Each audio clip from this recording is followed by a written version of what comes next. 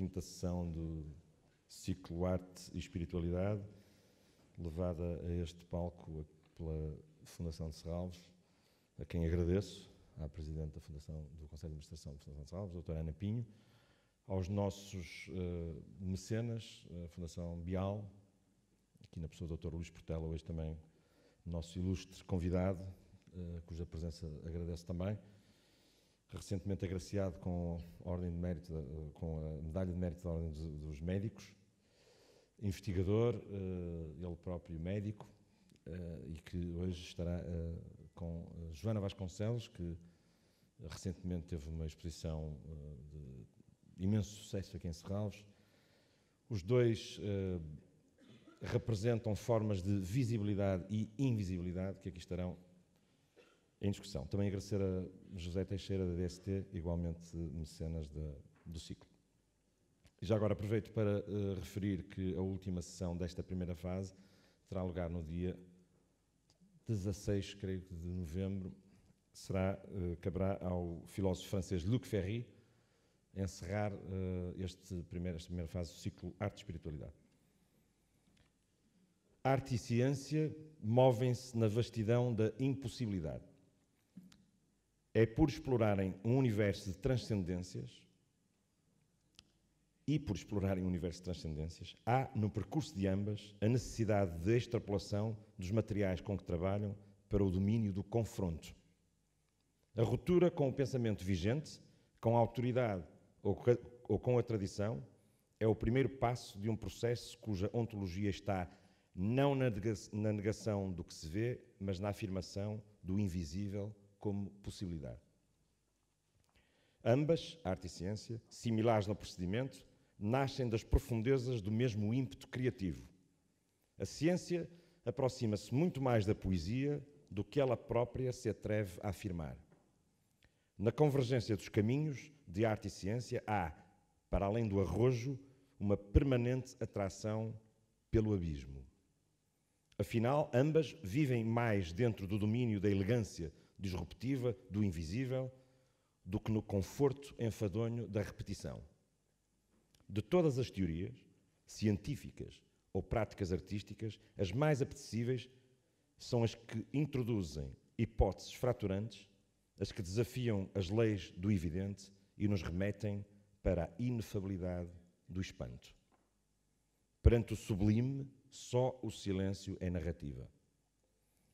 Na ciência, a invenção do atomismo, a revolução copernicana, o heliocentrismo de Galileu, a estereoquímica, as teorias darwinianas, a teoria da relatividade, a teoria quântica, são alguns dos exemplos onde invisibilidade de eventos apenas dedutíveis pela beleza teórica se impõem como verdade, apesar da improbabilidade que aparentam carregar. Impossíveis de verificar nos instantes históricos em que foram formulados e contra todos os dados observáveis, o invisível só pode ser descodificado pela elegância do absurdo, que nos casos expostos acaba por se revelar preciso. Ao mesmo tempo, as adversidades que todos os preceitos atrás expostos tiveram que derrubar antes de se impor, demonstram que qualquer que seja o método escolhido pela qual a ciência deva ser exercida, empírico, lógico, matemático ou social, haverá sempre um caso determinante no qual, a terem sido seguido dogmaticamente todos os preceitos de um só método, o resultado, muitas vezes inovador, ousado e decisivo, seria certamente diverso. O que não se vê é mais do que uma mera inexistência invisível aos sentidos. É a probabilidade do pensamento e da imaginação deduzirem a própria existência do invisível, muito para além dos sentidos e do mistério.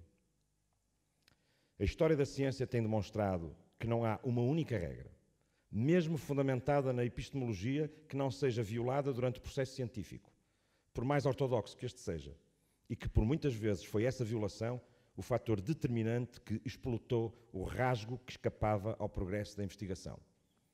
Copérnico, por exemplo, substituiu uma interpretação natural por outra antinatural e a asserção de que a Terra se move contra todos os parâmetros disponíveis e observáveis então.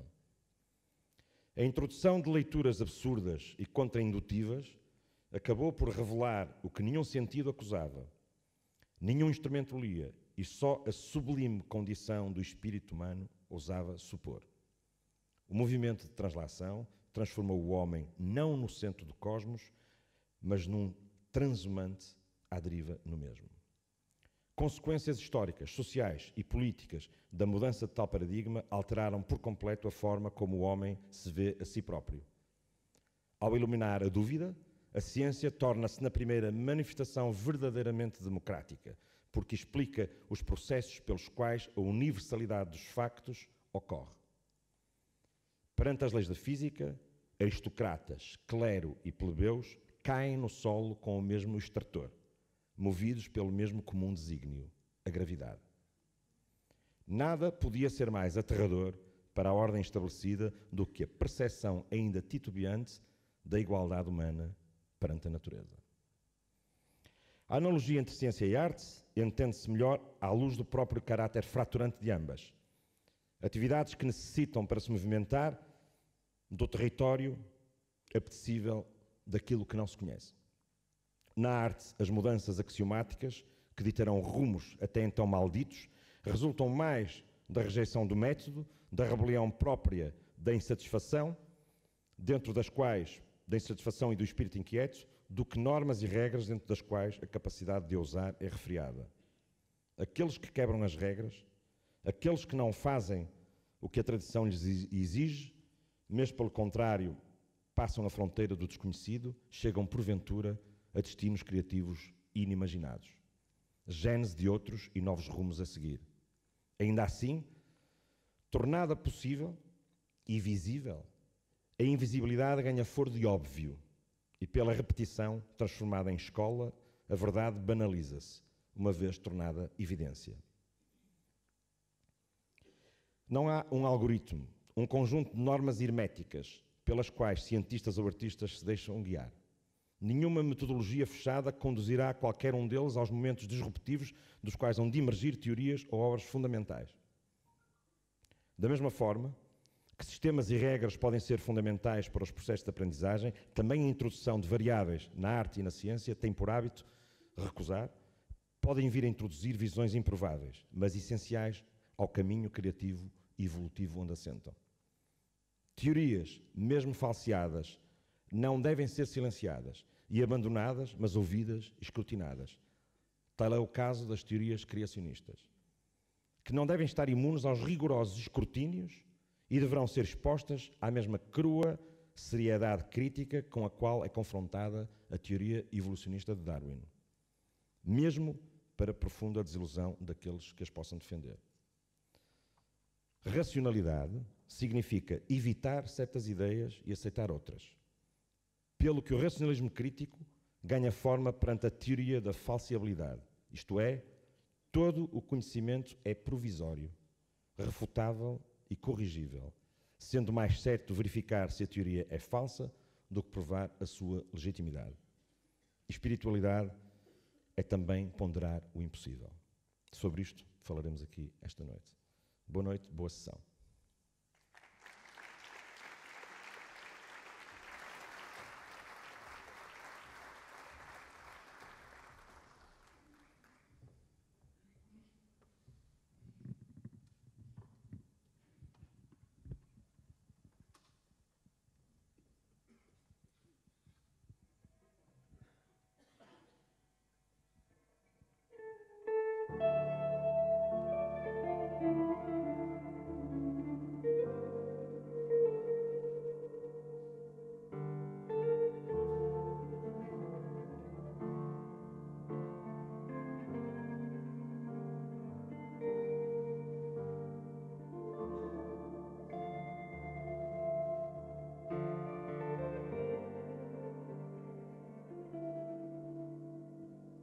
Será que ainda me resta tempo contigo?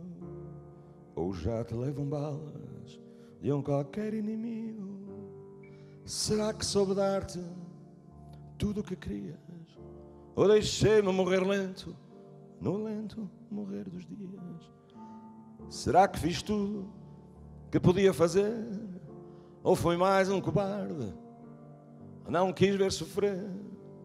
Será que lá longe ainda o céu é azul? Ou já o negro cinzento confunde norte com sul? Será que a tua pele ainda é macia? Ou é mão que me treme, sem ardor nem magia? Será que ainda te posso valer? Ou já à noite descobre a dor que encobre prazer? Será que é da febre este fogo, este grito cruel que da lebre faz lobo? Será que amanhã ainda existe para ti? Ao ver-te nos olhos te beijei e morri. Será que lá fora os carros passam ainda? Ou estrelas caíram e qualquer sorte é bem-vinda? Será que a cidade ainda está como dantes? Ou cantam fantasmas e bailam gigantes? Será que o sol se põe do lado do mar? Ou a luz que me agarra é sombra de luar? Será que as casas cantam e as pedras do chão? Ou calou-se a montanha, rendeu-se o vulcão? Será que sabes que hoje é domingo? Ou os dias não passam, são anjos caindo? Será que me consegues ouvir? Ou é tempo que pedes quando o tempo é sorrir? Será que sabes que te trago na voz, que o teu mundo é o meu mundo e foi feito por nós? Será que te lembras da cor do olhar, quando juntos a noite não quer acabar? Será que sentes esta mão que te agarra, que te prende com a força do mar contra a barra? Será que consegues ouvir-me dizer que te amo tanto quanto noutro dia qualquer? Eu sei que tu estarás sempre por mim. Não há noite sem dia, nem dia sem fim. Eu sei que me queres, que me amas também, e me desejas agora como nunca ninguém. Não partas então, não me deixes sozinho. Vou beijar o teu chão ou chorar o caminho. Será? E o que será? E o que será?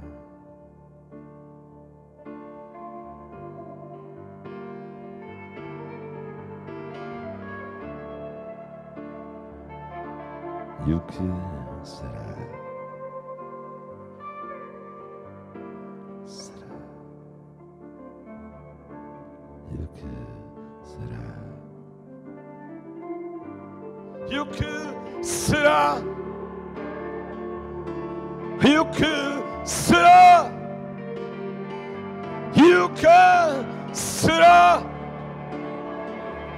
E o que será?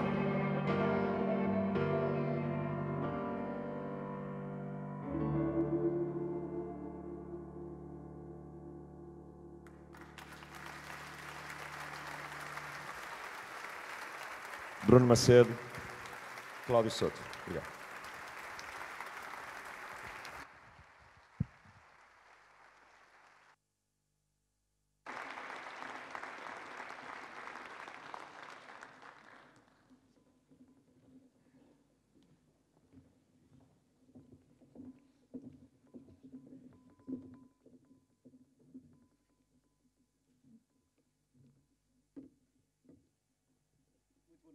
Todos. É a segunda vez que participo neste ciclo de conferências, portanto é um duplo prazer estar aqui esta noite. Não sei se o microfone está... agora sim. Queria, em primeiro lugar, agradecer à Fundação de Serralves, à doutora Ana Pinho, Presidente do Conselho de Administração, por este convite, e ao Pedro Abrunhosa, curador deste ciclo de conferências, e dizer que estou muito entusiasmado com o desafio desta noite, também um bocadinho estressado, porque são duas personalidades tão diferentes, que a minha função vai ser tentar ligar aqui, fazer aqui a ligação entre estas duas personalidades. A Joana, uma das artistas mais prestigiadas da atualidade, o Luís Portela, médico, cientista e atualmente presidente da Fundação Beal, que patrocina a investigação de alguns aspectos invisíveis da realidade.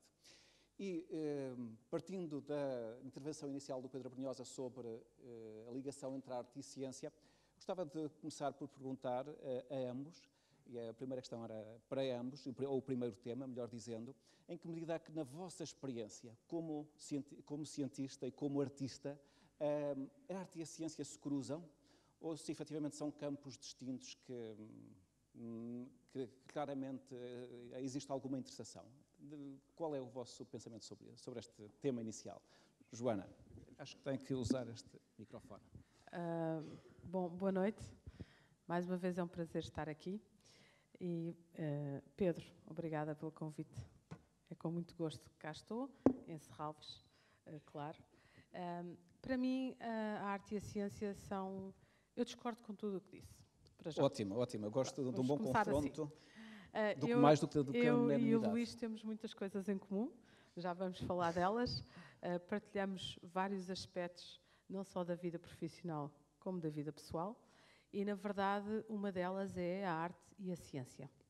Eu introduzo em muitas partes da minha obra a parte científica, a parte tecnológica, e a minha obra é muitas vezes assessorada por elementos tecnológicos muito ligados ao conhecimento científico. Nomeadamente a engenharia, a arquitetura? Engenharia, arquitetura e várias valências. Portanto, na verdade, na exposição que puderam ver aqui em Serralves, eu tenho vários mecanismos e várias tecnologias que uso e gosto sempre de estar atenta àquilo que se produz na contemporaneidade e introduzir esses elementos na minha obra.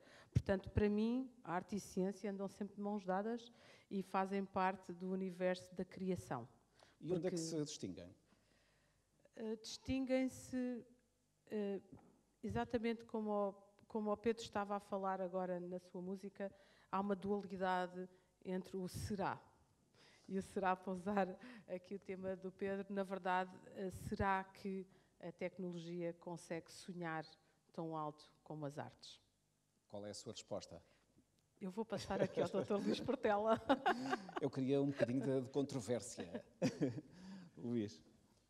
Bem, antes de mais, boa noite. É para mim um prazer estar em Serralves sempre e de casa cheia ainda maior. Muito obrigado à Administração de Serralves, na pessoa da Ana Pinho. E muito obrigado ao Pedro Brunhosa e ao Paulo Mendes Pinto por se terem lembrado de mim para aqui estar hoje. Que é um prazer por estar com estes dois amigos aqui, não é? Eu tenho por eles os dois uma grande estima, uma grande admiração, deixem-me dizer-lhes isso. A Joana é uma grande criadora, uma grande criativa, mas é sobretudo uma mulher que canaliza energia como pouca gente e que a coloca ao serviço dela e dos outros de uma forma realmente fantástica. É aquilo que eu às vezes chamo uma força da natureza. E eu tenho uma grande admiração por ela e um grande carinho. Mas o Vítor Gonçalves é também uma excelente pessoa, eu gosto muito dele como pessoa, não nos conhecemos assim muito, mas eu gosto muito dele como pessoa, e depois curvo perante aquilo que eu considero um dos melhores profissionais de comunicação hoje no nosso país. Muito obrigado pela sua generosidade. De maneira que é para mim um prazer estar com os dois aqui. A arte e a ciência são duas atividades humanas que vão na frente, de vanguarda. A arte pelo lado da sensibilidade, a ciência pelo lado da racionalidade. Mas como vão as duas na frente, eu acho que se cruzam muitas vezes. Eu acho que pela arte, muitos seres humanos passam mensagens para os outros de uma forma que não seriam capazes de fazer noutra atividade qualquer. Sei lá, o poeta é capaz de passar algumas mensagens, e eu lembro-me no Portugal do antes de 25 de Abril, passavam-se mensagens políticas que de outra maneira não se conseguia passar, mas lá ia. Às vezes nas linhas, outras vezes nas entrelinhas, mas lá ia. E o pintor e o escultor muitas vezes vão lá na frente, não é? Pela via da sua sensibilidade. Na ciência, procura-se ir na frente, servir os interesses da humanidade, através daquilo que se investiga, através daquilo que se descobre. Na minha opinião, deixem-me agora já começar a cruzar o visível e o invisível. Enquanto a arte, ao longo do século XX, foi muitas vezes tocando o invisível, desde a pintura à poesia, ao cinema, quantos filmes, o Ghost, uma série de filmes, o Poltergeist, que foram tocando o invisível. Na minha opinião, a ciência deixou-se ficar um pouco para trás na perspectiva do invisível. E eu acho que foi uma pena, já tenho dito isto muitas vezes, acho que o século XX foi um século fantástico de evolução científica e tecnológica. Nós hoje conhecemos muito mais de nós próprios e de tudo à volta do que conhecíamos há 100 anos atrás, mas o aspecto da espiritualidade ficou para trás. Acha que isso tem a ver com a natureza do próprio método científico, que é um método que exige demonstração, que exige verificação, até se chegar a uma conclusão? Acha que esse método pode ser insuficiente para descobrir o invisível? Eu acho que o método provavelmente não é insuficiente. Não é insuficiente? Não. Eu acho que há que explorar o método de acordo com o rigor do método científico para se descortinarem coisas que não têm sido fácil, precisamente porque muitas vezes acontecem quando acontecem, não são previsíveis, e muitas vezes os fenómenos nem o próprio dá conta deles. Os familiares ou os amigos é que dizem, olha, tu disseste isto, ou aconteceu aquilo, fizeste aquilo. Ai sim, não dei conta. Então. Portanto, são coisas que acontecem quando acontecem, e se o próprio por vezes nem dá conta, é difícil marcar hora e dia e hora no laboratório para estudar. Agora, não vamos dizer que não existe por causa disso. Existe, está descrito desde a antiguidade e, felizmente, nas últimas décadas, nomeadamente dos anos 60 para cá, há bastante investigação feita em universidades europeias, feita em universidades norte-americanas, que, isto é mais talvez um desejo que outra coisa, ao longo do século XXI, talvez possam reequilibrar as coisas. Deixe-me só acabar isto. De reequilibrar as coisas, porque, repare, com o sucesso da ciência e da tecnologia, do ponto de vista material, ao longo do século XX, e eu acho que se reforçou no século XX uma postura hipermaterialista da humanidade, muito focada na materialidade das coisas. E há aqui algum desequilíbrio. As pessoas estão muito focadas no ter, ou até no parecer, e pouco focadas no ser. E eu acho que há que haver aqui algum reequilíbrio para o qual provavelmente a ciência poderá ser essencial. Eu fiquei curioso e vou-lhe fazer algumas perguntas a seguir, sobretudo sobre essas experiências que a ciência está neste momento a desenvolver, mas gostava de ouvir a Joana, cujas obras são caracterizadas, eu não sou perito em arte e portanto não vou atrever a classificá-la e depois a classificar as suas obras, e depois a Joana está aqui ao meu lado e fica irritada comigo, mas queria só dizer que são caracterizadas por uma monumentalidade, são obras com uma escala bastante visível. E interrogava-me, olhando para essas obras que têm uma grande visibilidade, o que é que está invisível nelas? Bom, eu queria só introduzir aqui um fator que é arte, ciência, tecnologia e espiritualidade. A junção das três é uma junção um pouco particular, porque a arte e a espiritualidade, a ciência e a arte, a ciência e a espiritualidade são tudo correlações podem ser feitas através da obra artística. Na verdade, eu tenho vindo a trabalhar nesse campo, é um dos papéis do artista cruzar-se com a espiritualidade, é um dos papéis mais antigos que o escultor tem de esculpir o santo, fazer parte de uma igreja, pensar sobre a espiritualidade, pensar o que é que isso significa para aqueles que o rodeiam. Portanto, há uma espécie de papel intrínseco no papel do escultor, da sociedade, que é pensar sobre essa espiritualidade e de que maneira é que ela pode existir. Claro que, no meu caso, não sendo batizada e sendo uma família republicana, tenho ali o meu tio Álvaro que não me deixa mentir, a verdade é que a espiritualidade para mim era algo que eu desconhecia, era algo com o qual eu não tinha contacto. E espiritualidade no sentido de religiosidade, Joana? Não só, no sentido mais lato, porque a espiritualidade não se resume só à religiosidade. Portanto, tem uma outra dimensão. Mas a dimensão criativa tem algo de espiritual, obrigatoriamente. E como é que o artista se relaciona com essa parte? Como é que se canta? Como é que se escreve? Tenho ali Walter Ugumem. Portanto, há várias dimensões da espiritualidade e da criatividade, que são um pouco diferentes, creio eu, em relação à ciência, porque a forma como a ciência se relaciona com a espiritualidade é diferente como as artes se relacionam com a espiritualidade. Quer explicar essa diferença?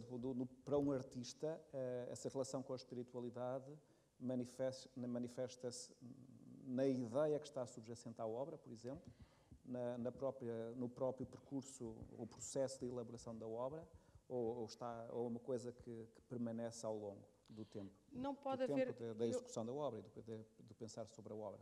Eu acho que não pode haver criatividade sem espiritualidade, porque há um momento em que o invisível se torna visível através das artes, através da escrita, através da dança, através da música, através das artes plásticas. Há um momento que há uma tradução do invisível para a dimensão física. Essa relação, não há artista nenhum, em área nenhuma, que de alguma forma não esteja a canalizar, de alguma maneira, um conhecimento que existe, mas que ele consegue aceder a esse conhecimento e consegue traduzi-lo na sua própria prática para que os outros possam usufruir. A Joana trouxe algumas imagens para exemplificar aquilo que está a dizer. Lá em cima acho que está tudo organizado. Nós vamos poder tentar. ver aqui. Up. Não? Já me enganei? Vamos tentar. Será? Será? Não? Estou a tentar. Não estou a conseguir. Será que consigo ter alguma ajuda? Não. Então, vamos imaginar. Aqui está. Tá. Pronto, então vou começar pelo princípio. O meu percurso relacionado com a espiritualidade começa pelo facto, e é algo que me une aqui ao Dr. Luís Portela, pelas artes marciais. Foi através das artes marciais que eu primeiro entrei em contacto com uma dimensão da criatividade e de, efetivamente, ter uma capacidade de me centrar e de, a partir daí, poder criar. As artes marciais são uma escola muito importante para que se consiga criar uma ligação entre o corpo e a mente. A ligação entre o corpo e a mente é uma ligação fundamental para que possa existir a criatividade, porque muitas vezes a criatividade existe na mente, mas não consegue ser traduzida pelo corpo. E aqueles que são os artistas são aqueles que traduzem essa espiritualidade fisicamente. Claro está que depois fui a Santiago de Compostela, numa exposição que existia em Pontevedra, e vou a Santiago com um grupo de artistas, estou na missa do Botafumeiro e penso, bom, eu nunca estive numa missa desta dimensão, como se expliquei, não sou batizada, e portanto não sabia nada dos fenómenos da Igreja Católica, muito menos a missa do Botafumeiro. E penso, bom, agora tenho que ir a Fátima, perceber qual é o fenómeno em Portugal ligado à dimensão da espiritualidade portuguesa. Vou a Fátima no MAP 50, que vocês já podem ter visto, cá está ela, e faço uma viagem de 12 horas, saindo às 6 da manhã do meu ateliê no dia 12 de maio de 2003, chegando às 6 da tarde a Fátima, porque esta moto só anda a 35 km/h. Quando cheguei a Fátima, pensei, isto com uma equipa não batizada, a filmar, a guiar, enfim, quando cheguei a Fátima, pensei, vou às compras, porque o que vim cá foi comprar Nossas Senhoras. E dou por mim no santuário, em volta de peregrinos e de pessoas que vinham pagar as suas promessas. E apercebi-me de que não fazia ideia nenhuma do que estava a acontecer. Então, transformei a minha peça, comprei todos os modelos de Nossas Senhoras existentes, o XS, o S, o M, o L e o XL, que vocês podem ver, e a minha motinha virou que iria só falar do consumismo ligado à religião, passou a falar da dualidade da religião.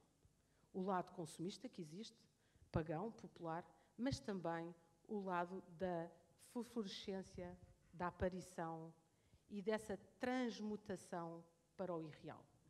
E, portanto, foi aí que eu entrei num caminho da espiritualidade e em que depois, mais tarde, fui fazendo outros projetos e outras peças. Aqui tenho o Coração na Catedral do Luxemburgo, onde os cardeais permitiram que eu pusesse a minha peça. Este é o Coração de Viana, que vocês bem conhecem, é feito com talheres de plástico, mas que foi admitido na Catedral do Luxemburgo e onde a Amália esteve a cantar cerca de 3 meses.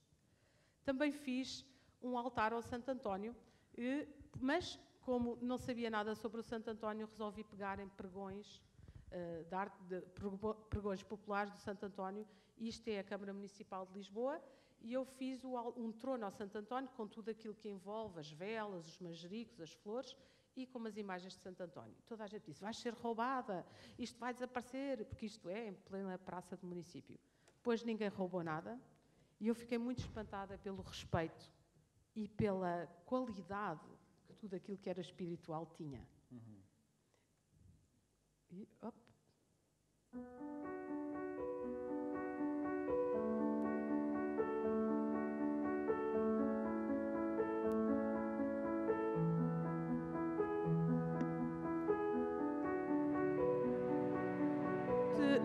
é o projeto mais emocionante que eu fiz até hoje.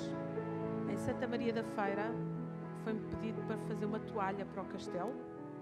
Trabalharam comigo cerca de 1500 senhoras, que durante mais de um ano fizeram cerca de 200 toalhas. Esta primeira peça foi feita para o castelo, é mais pequena, e no ano a seguir fizemos para a Ponte de Dom Luís uma toalha inteiramente feita à mão. Feita à mão, com rosetas em crochê, que fizeram toalhas, e as toalhas juntaram-se e fizeram uma mega toalha. Este é um projeto feito a partir de uma grande dimensão espiritual das pessoas. Quando as pessoas querem e acreditam, tudo é possível. E eu, com a ajuda de muitas senhoras de Santa Maria da Feira, muitas escolas, muitas crianças, consegui fazer um objeto completamente extraordinário, feito à mão, que só está todos os anos exposto em Santa Maria da Feira durante as festas, e em que faz parte das tradições de, ao passar a procissão, põe-se o nosso melhor pano na varanda. E assim foi em Santa Maria da Feira. Eu criei esta toalha para que, quando passa a procissão, assim temos um objeto artístico. E eu dava a palavra ao Luís, pegando numa das últimas frases da Joana, que disse que quando se quer, se consegue. Que remete um pouco para esta ideia do poder da mente e do quão ilimitado pode ser esse poder da mente. Qual é a sua opinião sobre essa questão? Tenho a convicção firme de que é assim. O povo diz isso, é a força do pensamento. O povo percebe que é assim. E, felizmente, ao longo das últimas décadas, tem-se no laboratório de investigação, em algumas universidades, vindo a demonstrar que é assim. Com atividades em que se percebe, com experiências em que se percebe que a força da mente faz acontecer coisas. Faz acontecer como? Bem, faz acontecer, por exemplo, movimentando objetos, que é uma coisa que às vezes se diz, mas isso parece que é uma coisa circense e tal. Pois é, mas, de facto, hoje está demonstrado que a força do pensamento faz movimentar objetos. Está demonstrado que a força do pensamento de uma pessoa se pode repercutir noutra, para além da telepatia. Vamos ver se eu me lembro de uma por exemplo, para eu falar de experiências que não tenho falado muito, por exemplo, umas experiências em que se colocam dois amigos, ou dois irmãos, ou o marido e a esposa, em salas separadas, sem qualquer comunicação, e se pede a um para pensar no outro. E a um deles, no ambiente de pouca luminosidade, a conversar com alguém, e sempre a ser incentivado para pensar no outro, e o outro a pensar no primeiro, sem estar a fazer nada. O primeiro é submetido a um estímulo luminoso forte. E então está ligado ao EEG, e o eletroencefalograma acusa uma onda forte a nível occipital, que é a zona onde são recebidas as informações visuais. E, simultaneamente, sem haver qualquer estímulo no outro, no segundo, o eletroencefalograma dele acusa também uma onda do mesmo tipo. Mas isso é feito, agora é o meu lado cético, é questioná-lo.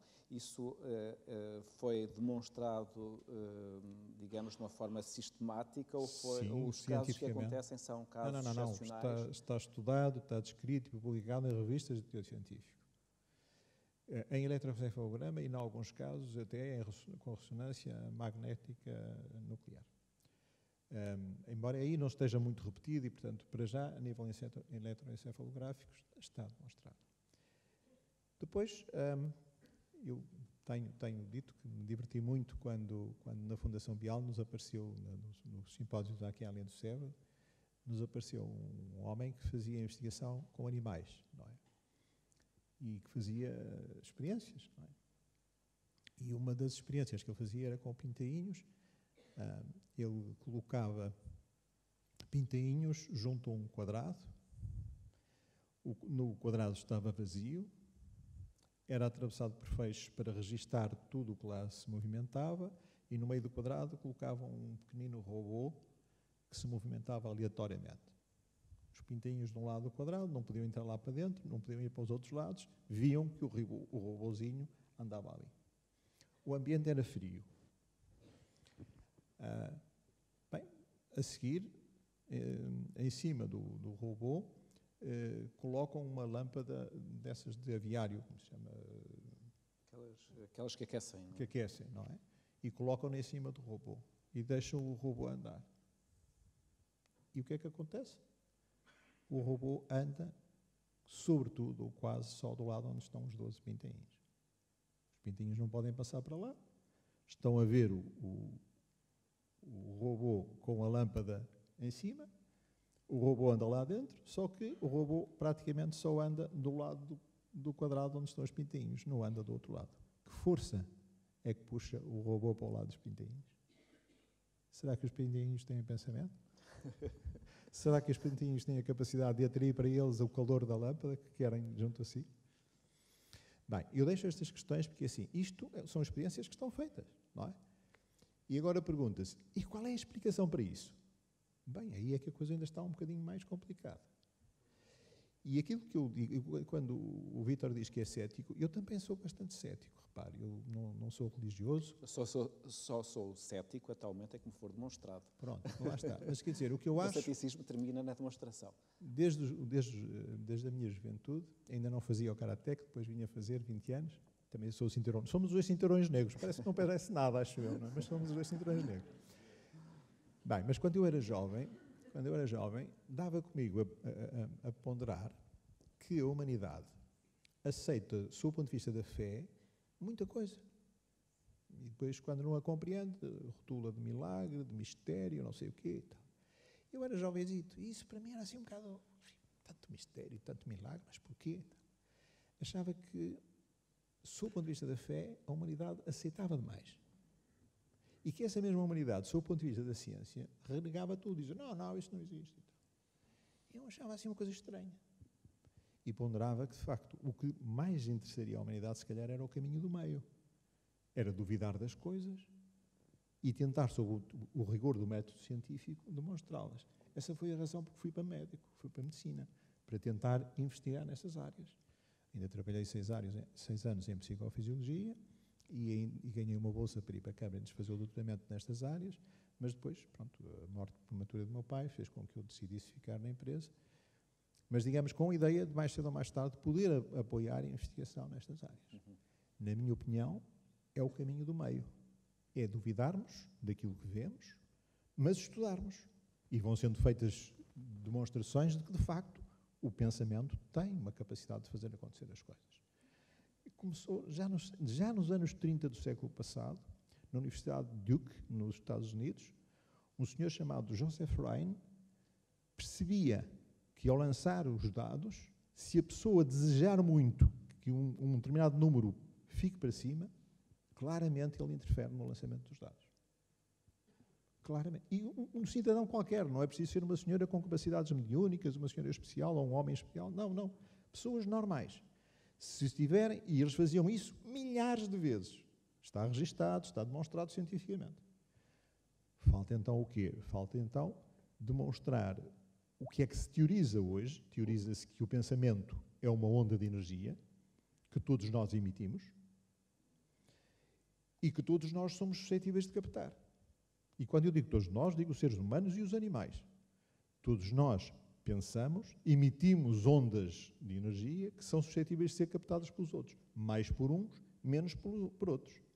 Mas também a verdade é que hoje se admite que no mundo ocidental as pessoas tendem a ter pouca sensibilidade porque na sua educação são educadas de uma forma rígida. Se a pessoa diz, olha, eu estou a ver ali o avô que faleceu há uns anos, o que é que a mãe ou o pai lhe dizem? Está calado com isso, não leva já duas bufetadas.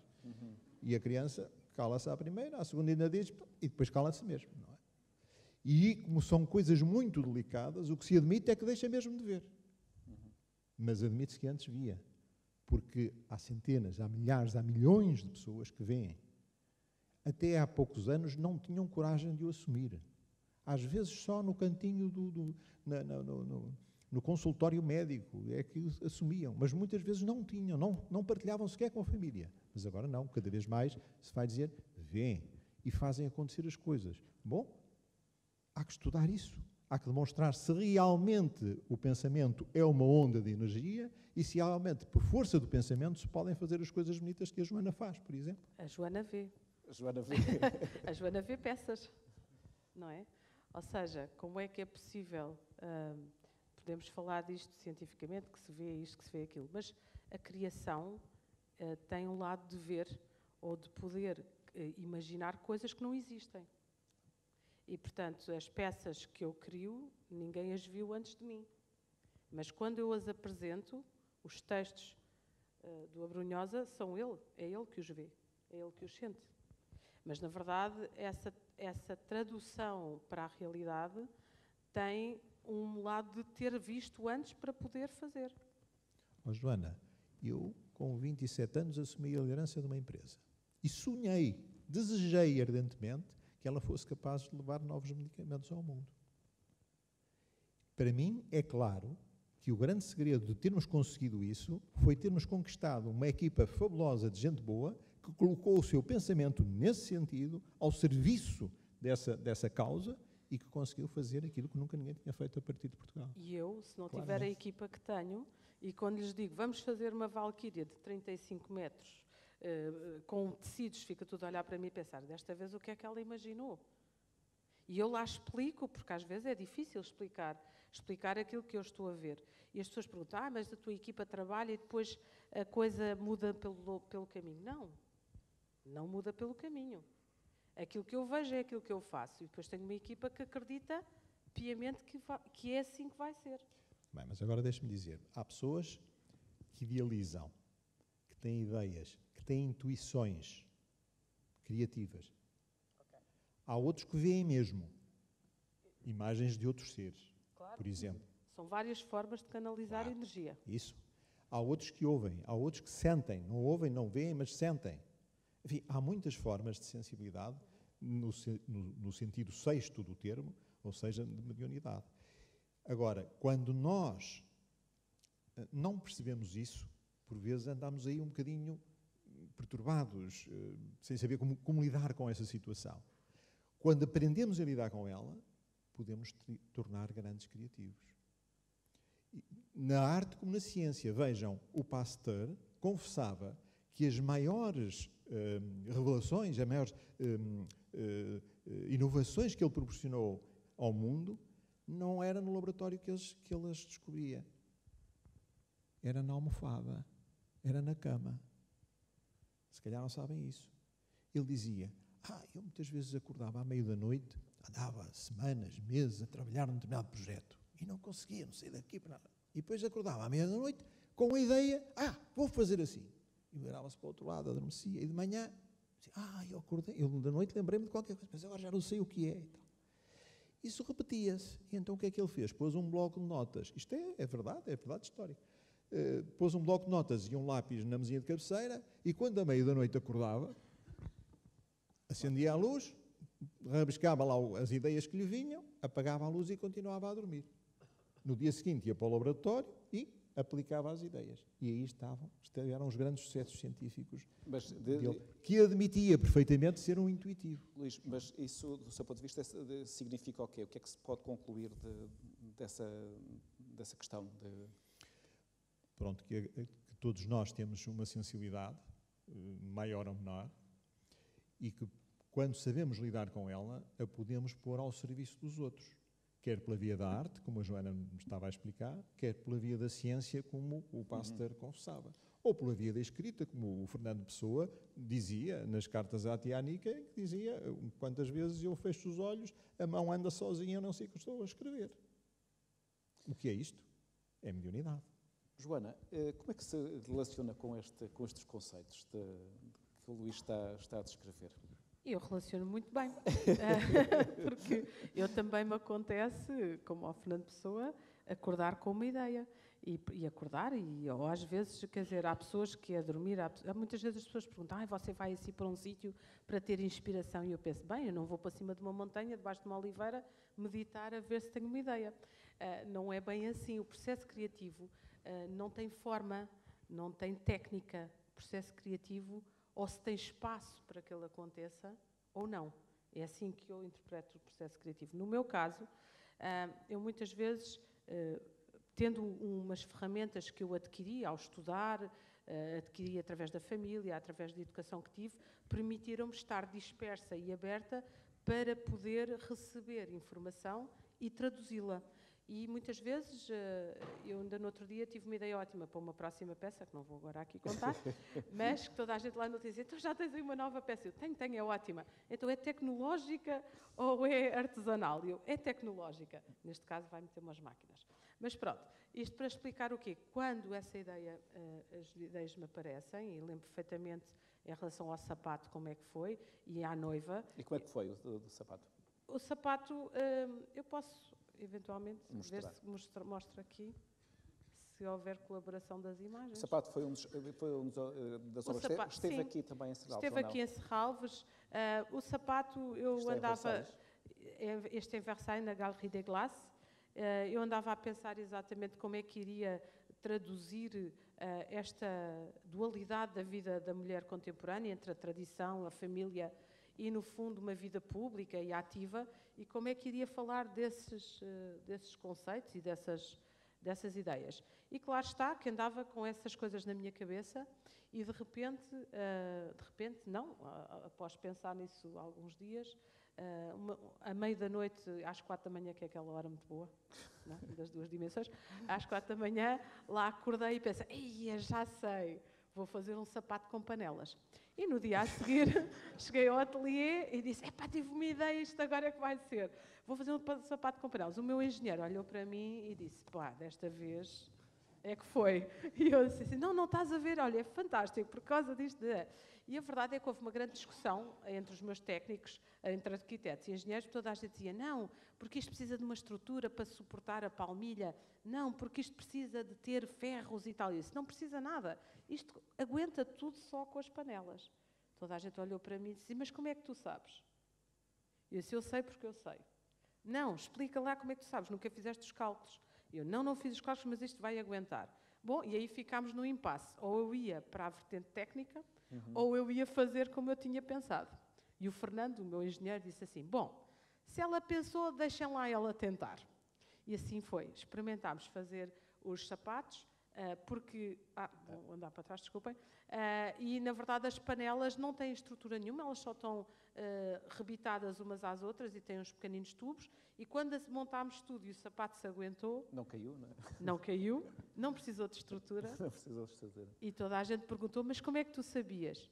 Eu sabia porque eu tinha visto a peça, tinha visto a peça inteiramente montada.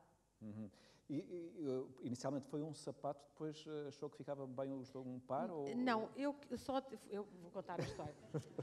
Eu vou contar a história, pronto, ficava até incompleto? Contar. Não, é que eu fui à Cilampos, em Cesar, e falei com o engenheiro e disse, engenheiro, eu tive aqui uma ideia fantástica, eu quero fazer um par de sapatos. Ele olhou para mim e disse, a sério, uma escultura? E ele, sim, mas você quem é que é? Tem uma loja? Onde é que você vende panelas? E eu, em lado nenhum, não vendo panelas. Mas você quer a gama completa das panelas? E disse, não. Porque as panelas têm várias dimensões. Tem várias dimensões. Eu tenho a gama doméstica e a gama industrial no Salto. E então ele pensou que eu ia revender para um negócio qualquer. Eu disse, não, eu sou artista. E ele olhou para mim e disse, aham. Então lá me fez o preço de revenda das panelas e eu lá vi e fiz só um sapato, porque eu não tinha dinheiro para comprar aquelas panelas todas, em aço inox, chiquérrimas. Bom, estou no Brasil, liga-me o engenheiro e diz, Joana, eu tenho aqui uns chineses e estou a gostar muito da fotografia aqui do seu sapato, eu posso usar a fotografia no meu website? Eu disse, não, engenheiro, você não me patrocinou, agora não lhe posso ceder a imagem. Ele desligou o telefone, passado um bocado, liga-me assim, bom, então diga lá, quantas panelas é que você quer? E então, com grande simpatia até hoje, e agradecendo desde já esse momento, permitiu-me eu fazer os pés esquerdos, os pés direitos e o par, que era sempre aquilo que eu queria fazer, que é a Marilyn. E no fundo a Marilyn que simboliza a mulher mais bela, a mais sexy e aquela que vivia na dualidade do privado e do público. E portanto foi assim que eu fiz o par de sapatos sem estrutura, porque os tudo isto começou às 4 da manhã? Às 4 da manhã. É uma hora ótima, aliás. Que eu me interrogo, porque é que é de noite? É por causa do silêncio? É por causa do escuro? O que é que se passa durante a noite? As frequências, parece ser tão frequências. Criativa, que introduz tanta criatividade, Luís. Bem, eu acho que há pessoas que funcionam melhor de noite e outras que funcionam melhor de dia. E há pessoas que acham que durante a noite os astros, as correntes energéticas são mais favoráveis. Na minha opinião, eu prefiro dizer assim. Admite-se hoje, eu dizia há bocadinho, que o pensamento é uma energia, não é? Uma onda energética.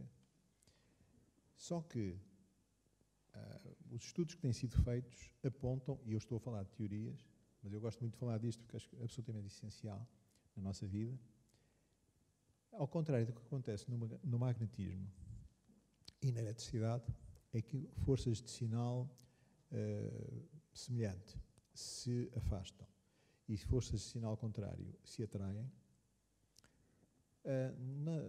Na espiritualidade, no pensamento, é ao contrário. Portanto, as forças de sinal semelhante atraem-se e forças de sinal contrário repelem-se. Eu acho que isto, quando se pensa nisto, acho que faz sentido e acho que pode ser uma regra de ouro para a nossa vida. Vamos ver. Nós tendemos, não quero interromper, mas no fundo é a ideia de que nós tendemos a relacionar-nos com aquelas pessoas de quem gostamos. De quem gostamos. Com quem sentimos uma afinidade. Não é? Exatamente. Portanto, é a ideia de que nós gostamos de nos relacionar com aquilo que as pessoas pensamos. Mas isto agora vai entroncar com o que eu dizia há bocadinho de nós, quando temos a sensibilidade aberta, e não conhecemos bem como lidar com isso, podemos atrapalhar um pouco. Porque é assim, se nós estamos a pensar positivo, nós temos a tendência a atrair positivo e a repelir negativo. E se estamos a pensar negativo, nós temos a tendência a atrair negativo e a repelir o positivo. Eu dou sempre aquele exemplo de quando as pessoas gostam de beber bebidas alcoólicas fortes, gostam de conviver com quem bebe bebidas alcoólicas fortes. E não gostam de conviver com quem bebe água e sumos de fruta. E vice-versa. Ou copinhos de leite. Copinhos de leite. E vice-versa. Agora, vamos admitir por alguns momentos a existência da vida para além da morte física. Se andarem por aí alguns seres espirituais, na atmosfera da Terra, aqueles que bebiam os conhaquezitos e os brandies e os whiskies vão gostar de estar junto de quem está a beber água e leite, ou vão estar junto de quem gosta de beber bebidas altamente alcoolizadas? Essa questão para mim já me ultrapassa. Mas vamos ver. Aparentemente há aqui um certo sentido de que as forças de caráter positivo atraem-se, as forças de caráter negativo atraem-se e repelem-se, as de sinal contrário.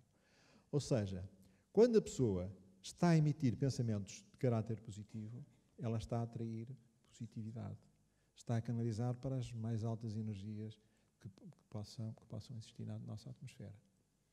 E aí surgem os momentos de grande criatividade, na arte, na ciência, na política, enfim, em qualquer área.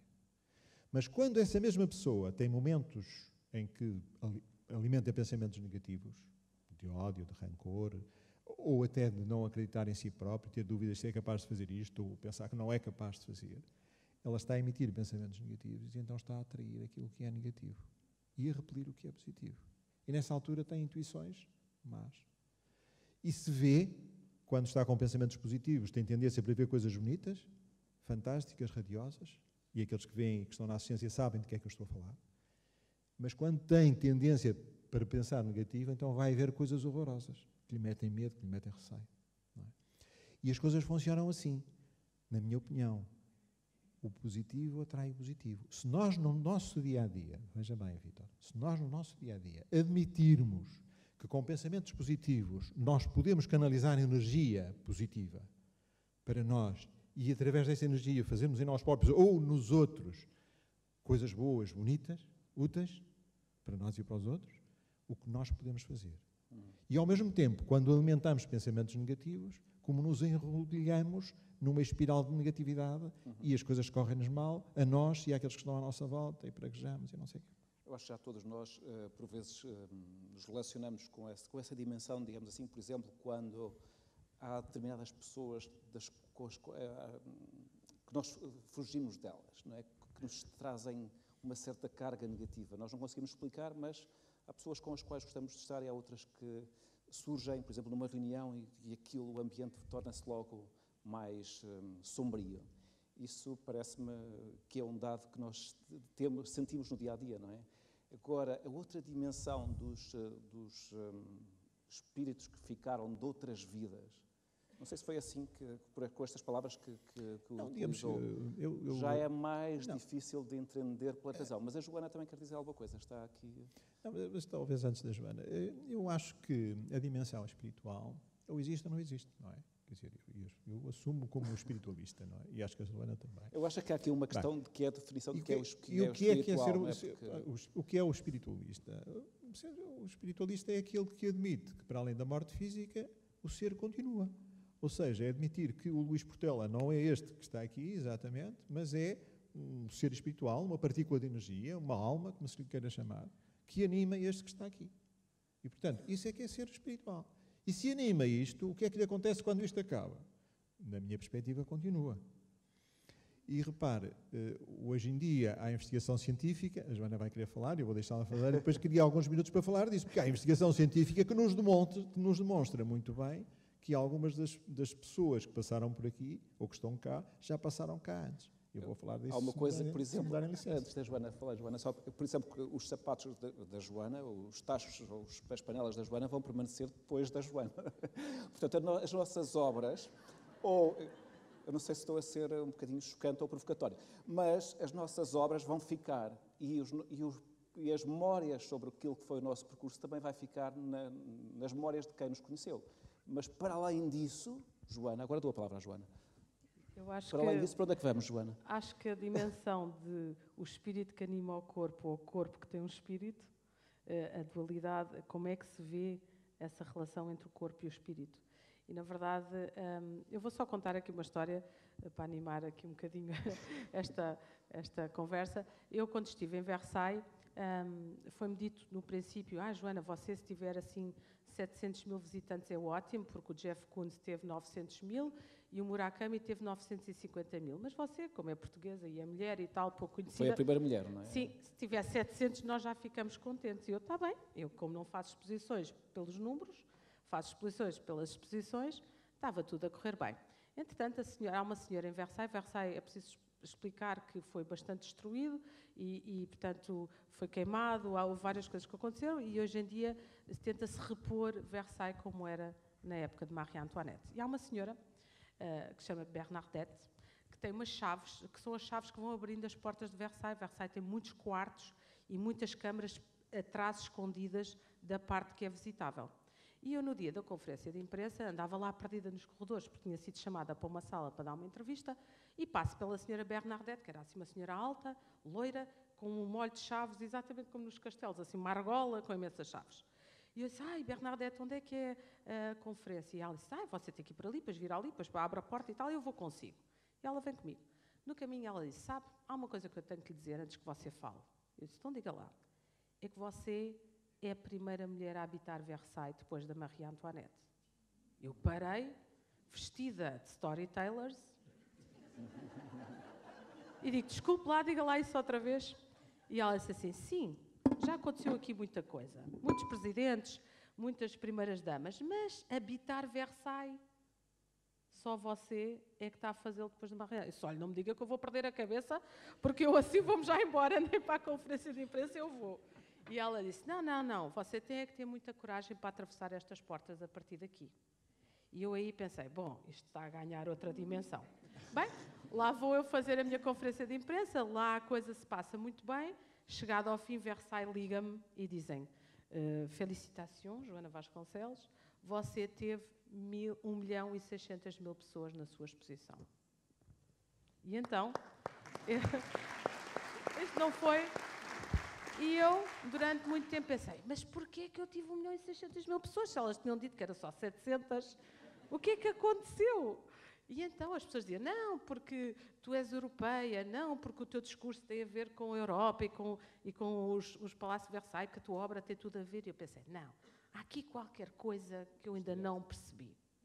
E a verdade é que foi, e hoje em dia eu consigo explicar isso, na altura não conseguia, tem a ver com a capacidade de transmitir uma energia positiva através da obra.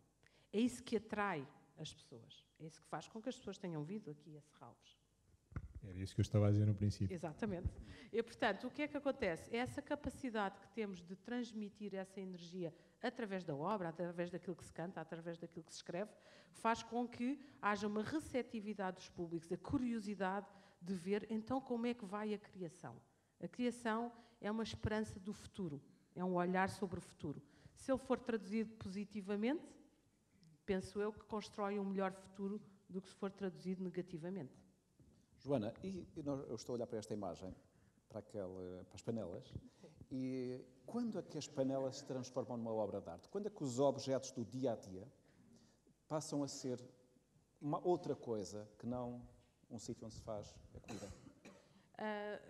Transformam-se na nossa espiritualidade, na verdade. Não se transformam na nossa forma de pensar. Houve uma senhora no Brasil que me disse assim, Joana, estou adorando as suas panelas, o seu sapato, né? Eu nunca cozinhei na vida, não. Mas agora eu vou saber o que é que eu vou fazer na minha cozinha. Vou pegar o tacho todo lá e vou fazer uma coisa. E se você faça a coisa e pronto. Na verdade, é que essa capacidade de transformação é uma capacidade fundamental. E eu, a seguir a Versailles, vou mostrar a próxima imagem, fui convidada por um grupo de pescadores para fazer um andor a São Pedro. Foi aqui perto, não foi? Isto é a Furada. Exato. E, na verdade, a primeira coisa que eu fiz a seguir a vir de Versailles, eu faço Versailles por volta de dia 10 ou 11 de julho e as festas da Furada são dia 13 ou 14. Eu saio de Versailles e aterro na Furada. É a mesma e coisa.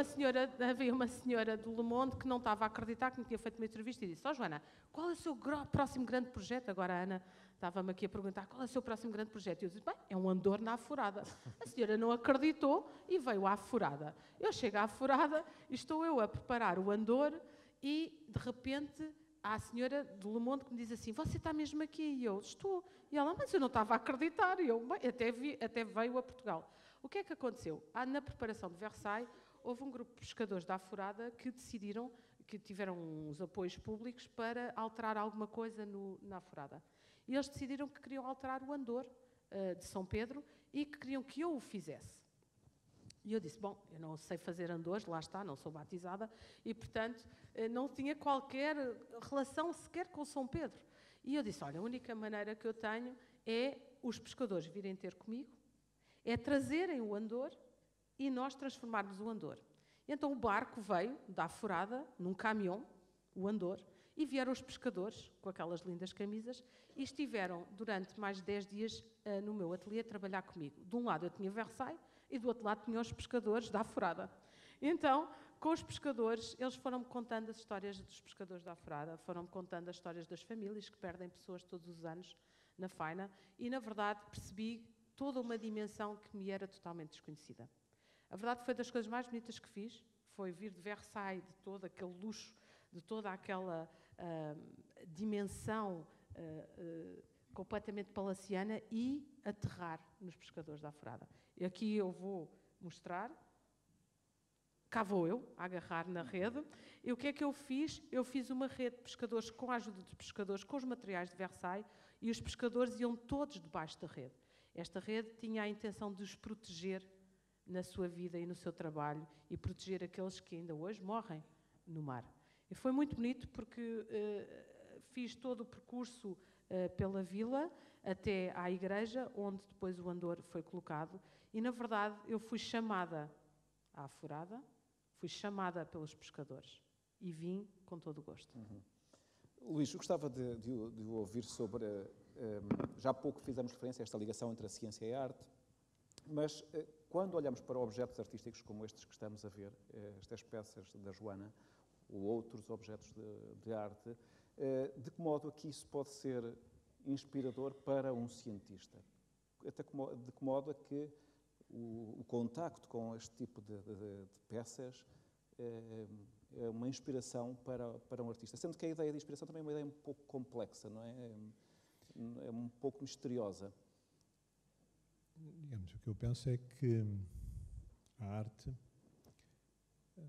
inspira não só os cientistas, mas qualquer um de nós, não é? Quer dizer, quando nós nos deparamos com peças bonitas, lindas,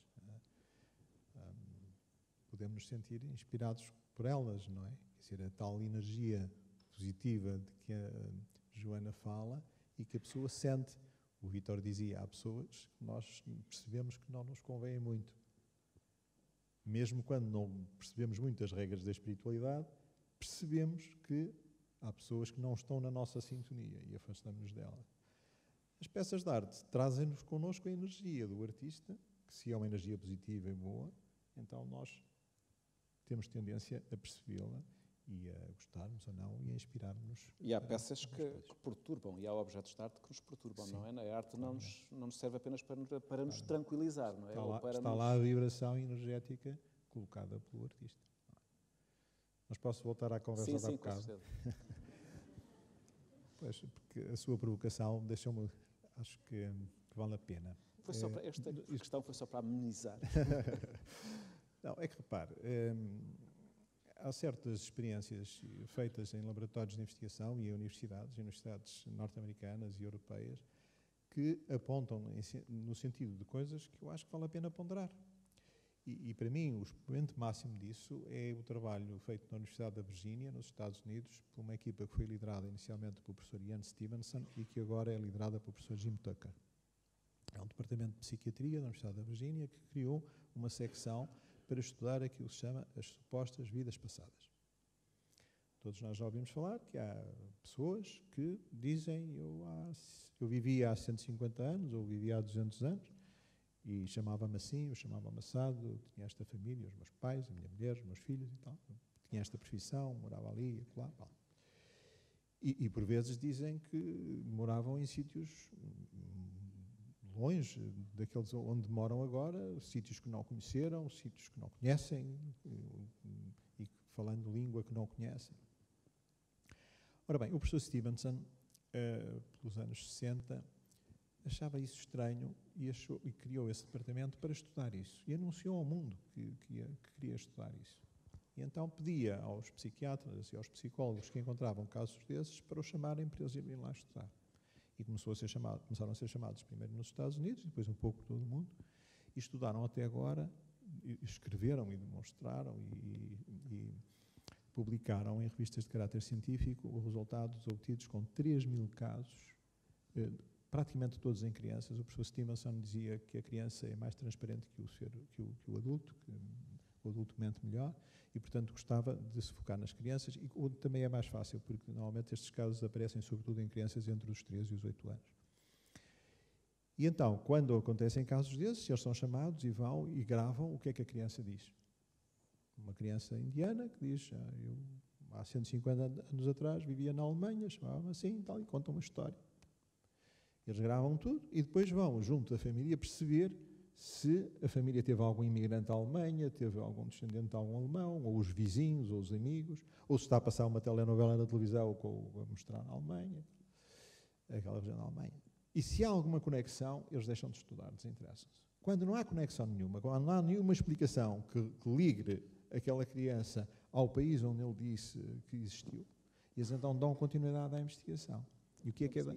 Dão continuidade à investigação. E o que é isso, dar continuidade à investigação? É ir ao local onde a criança disse que existiu e tentar encontrar registros factuais da existência ou não dessa pessoa. Eu disse há bocadinho que estudaram até agora cerca de um pouco mais de 3 mil casos. Em 68% eles encontraram a pessoa que a criança disse que existiu antes. 68% são cerca de 2 mil casos. E repare, nos outros, eles não encontraram, não fizeram uma demonstração de que não existiram. Nos outros, não conseguiram provar nem uma coisa nem a outra. Não. Mas em 2 mil casos, cerca de 2 mil casos, eles demonstraram que existiu. De maneira que isto dá para pensar, quer dizer, mas então o que é isto? A pessoa diz que viveu há 150 anos atrás. Às vezes a criança fala algumas palavras, algumas frases na língua que não aprendeu, que não sabe. Dá que pensar. E ainda mais um pormenor. Algumas dessas crianças apresentam defeitos físicos de nascença. Por exemplo, uma criança que aparece com uma mancha, uma marca na testa, e quando questionada sobre isso, ela diz, é que quando eu era fulano, era linhador, estava a serrar uma árvore, e a árvore, descuidei-me, e a árvore veio em minha direção, estive muito mal no hospital. Quando foram demonstrar a existência dessa pessoa, que existia, realmente tinha acontecido um acidente desse tipo. Só para acabar, uma outra criança que nasce sem 4 dedos na mão direita, e quando questionada diz, é que eu quando era fulano, descuidei-me, meti os dedos numa máquina e fiquei sem os dedos. E eles vão ao local, e os familiares, os descendentes, dizem que realmente tinha acontecido esse acidente, e no relatório da autópsia, lá vem que a pessoa não tinha os 4 dedos na mão direita. Dá que pensar. Dá que pensar. E de facto, posso só dar uma notazinha? Se me perguntarem assim, então, mas você acredita na teoria da reencarnação e tal? Eu direi, mas para que é que isso interessa? A mim o que me interessa é que a ciência dê continuidade à investigação para todos nós percebermos o que é isto. Quer dizer, é o tal caminho do meio. Para que andarmos agora uns a dizer isto é fantástico, não sei o quê, e outros a rezar, outros a não sei o quê? A mim não interessa isso. A mim interessa que, sob o ponto de vista, sob o rigor do método científico, se abra o caminho para que todos nós percebamos o que é isto e como devemos lidar com isto. E a seguir eu vou já dizer como é que eu acho que devemos lidar com isto. Já agora fiquei curioso como é que devemos lidar com isso? Porque, só para juntar a esta conversa, não admite que sejam coincidências ou que seja que essas histórias que são contadas sejam fruto da imaginação, sejam contactos que as crianças tenham, com leituras, seja o que for, que faz com que se pense, se imagine. Vítor, naturalmente que há muitos cientistas que criticam fortemente esta equipa, os métodos utilizados, etc.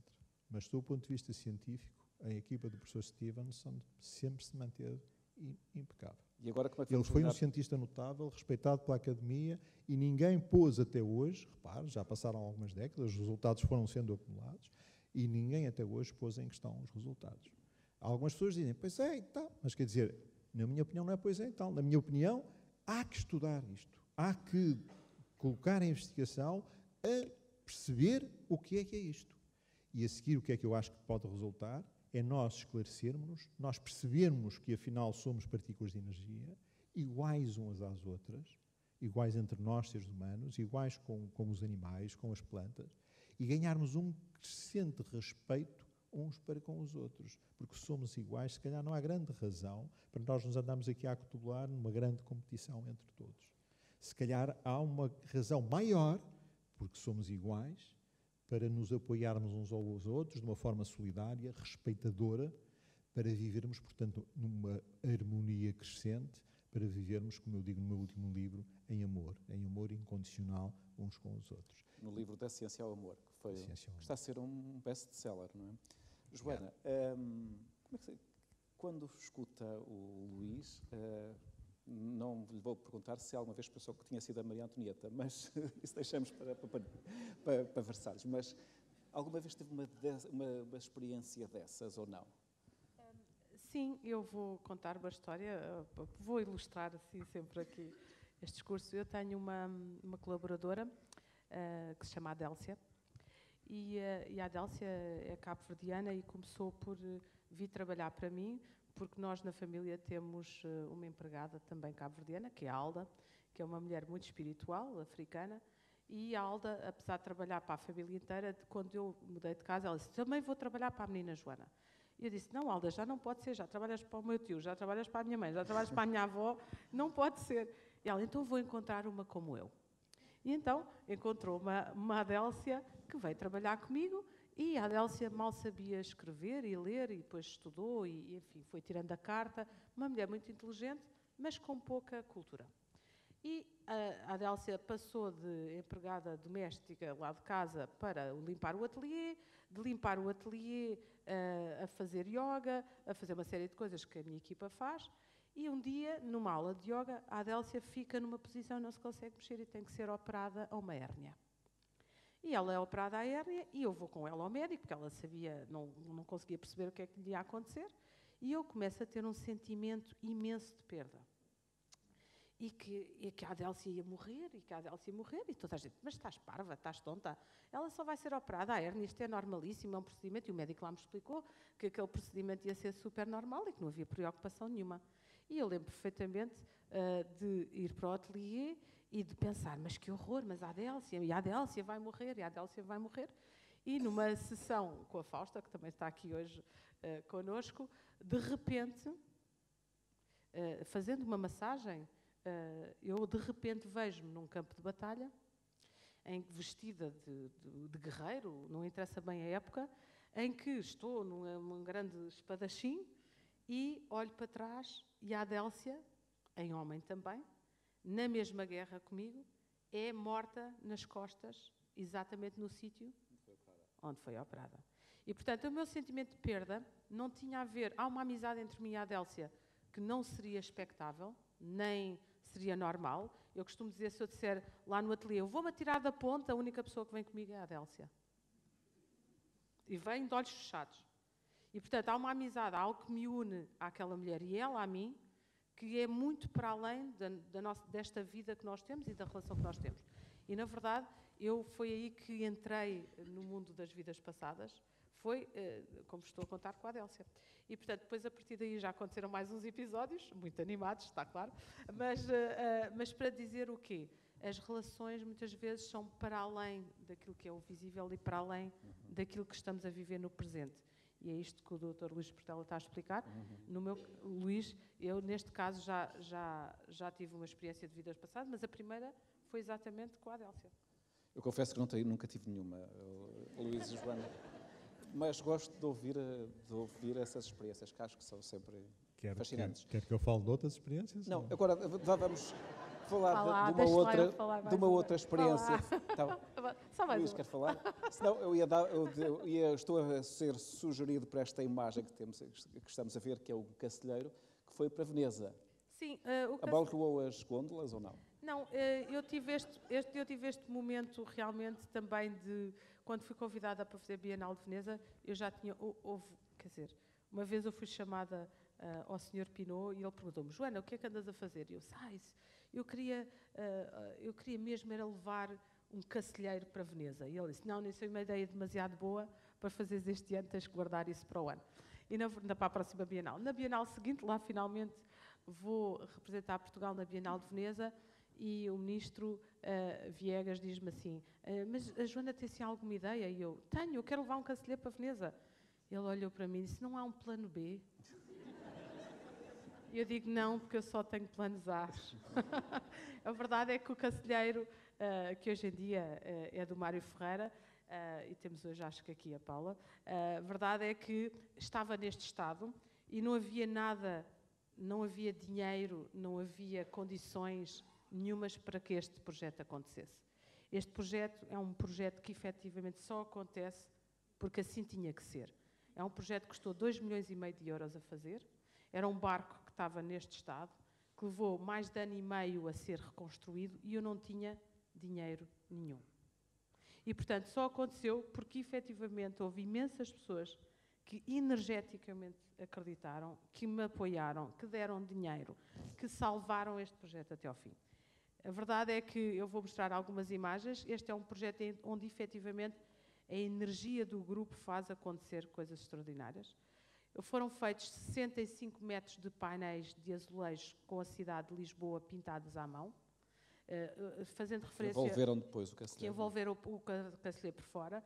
E todo o interior do Cacilheiro foi transformado. Nós tivemos que ter um helicóptero com o Ministro da Defesa, Amado, que nos emprestou um helicóptero para nós fotografarmos a cidade de Lisboa à mesma altura das vigias das caravelas, para poder ter o mesmo ângulo do painel que existe da cidade de Lisboa de 1600 e tal. E, na verdade, isto foi um projeto completamente louco.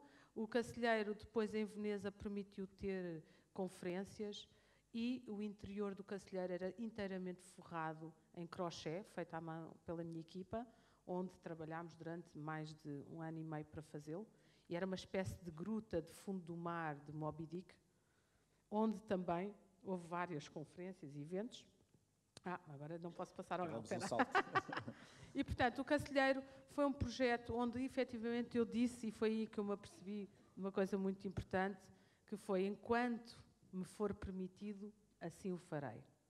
E consegui chegar ao fim, e fui salva pelo Mário Ferreira, que veio e que fez com que o barco chegasse a Veneza e que depois comprou a peça e que é hoje o colecionador que a tem.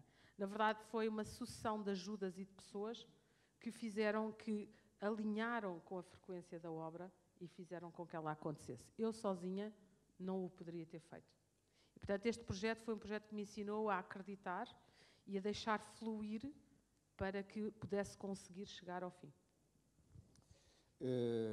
Nossa conversa já dura há 1 hora. Eu acho que era interessante percebermos o que é que a audiência está a achar. E provavelmente terão muitas interrogações, eu estou cheio de interrogações, mas acho que podíamos aproveitar este momento para dar a palavra à audiência e quem quiser intervir, julgo que temos essa possibilidade de alguém queira colocar questões.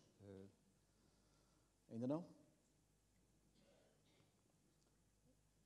O Luís tinha dito há pouco que havia outros exemplos, não é? Sim, portanto, a situação que a Joana nos descreveu é uma situação de regressão que foi estudada. Hoje há processos terapêuticos que a utilizam quando há traumas no passado. Há médicos que utilizam a chamada terapia regressiva a supostas vidas passadas. Portanto, partem da situação que a pessoa tem, que apresenta no consultório, para ir à procura do trauma que a terá provocado. A psiquiatria tradicional fazia isso até à meninice, até à infância, e foi um psiquiatra tradicional e até cético, fortemente cético, que se chama Brian Weiss, alguns conhecerão, que um dia estava no consultório a fazer isso com uma cliente e começou na meninice a puxar a cliente até à meninice e de repente a cliente referia que estava a vivenciar qualquer coisa um século antes ou coisa assim. E o homem ficou assim um bocado apardalado e tal, mas o que é isto?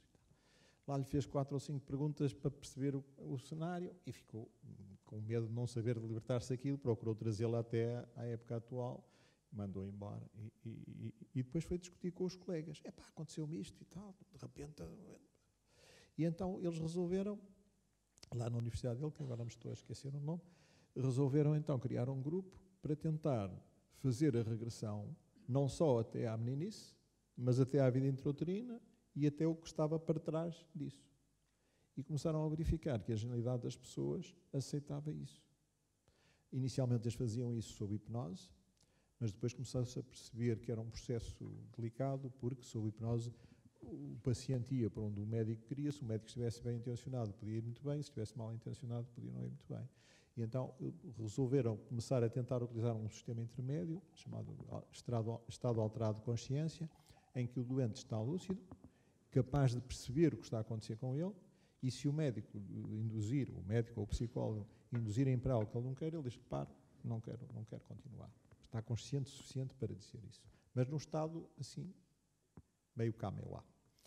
Ora bem, o Brian Weiss foi estudando esses casos, foi-se documentando, e depois ele e a equipa dele partiram portanto, regressão a vidas passadas, e a pessoa pode ser projetada há 100 anos, a 200, a 500, a 2000 ou a 5000 anos atrás. E eu acho que quem nunca fez, acho que vale a pena fazer. É uma experiência interessantíssima, porque nós vivenciamos as coisas como se estivéssemos há 500 anos atrás, com uma intensidade, com uma coisa fantástica. Eu fiz um curso sobre isto, fiz uma formação sobre isto, e, portanto, tanto fui eu projetado lá para trás, como depois ainda aprendi a fazer isso com outras pessoas. Claro que eu não faço clínica e deixei de fazer isso, hoje não faço, mas é de uma realidade aparente nós sermos projetados lá para trás e depois encontrarmos seres que são nossos amigos ou familiares e que encontrávamos, como a Joana encontrou agora a empregada, encontrarmos noutras situações. E aqueles que hoje são mulheres encontramos como homens e que são homens encontramos como mulheres, enfim. É realmente de uma riqueza fantástica. Nem sequer é necessário que o doente ou o médico admitam que aquilo são vidas passadas realmente. Pode ser apenas um fruto da imaginação, mas como processo terapêutico funciona muito bem. E a realidade é que... Como processo terapêutico para superar bloqueios, dificuldades? Sim, traumas os mais diversos. Funciona muito bem. Agora, a equipa de Brian Weiss tentou documentar-se de uma forma semelhante à que o professor Stevenson fez, não é? O que é que o Brian Weiss fez? Pegou em alguns casos complicados e foi tentar verificar se historicamente havia provas da existência dessas pessoas que eram relatadas lá para trás. E, em alguns casos, foi encontrar isso. E, em algumas situações difíceis, complexas, por exemplo, do tempo dos descobrimentos e tal, com dados e pormenores, que era impossível, entre aspas, uma pessoa, por exemplo, eu estou-me a lembrar de um caso, uma senhora norte-americana que dizia que tinha sido espanhola e membro dos descobrimentos, das embarcações dos descobrimentos, e que depois dá com pormenores algumas coisas que eles vêm encontrar em bibliotecas em Espanha, relatos dessas situações. Portanto, eu como digo, a mim não me entusiasma uma perspectiva de fé. Eu não me considero um homem de fé, não me entusiasma. A mim o que me entusiasma é que a ciência aceite o desafio de investigar, de continuar a investigar para esclarecer a humanidade sobre estas coisas. E que a humanidade se mantenha relativamente alerta para perceber se nós estamos com índices de responsabilidade realmente bons por aquilo que fazemos ou se podemos melhorar as nossas prestações, tornando-nos mais responsáveis, admitindo a dimensão espiritual.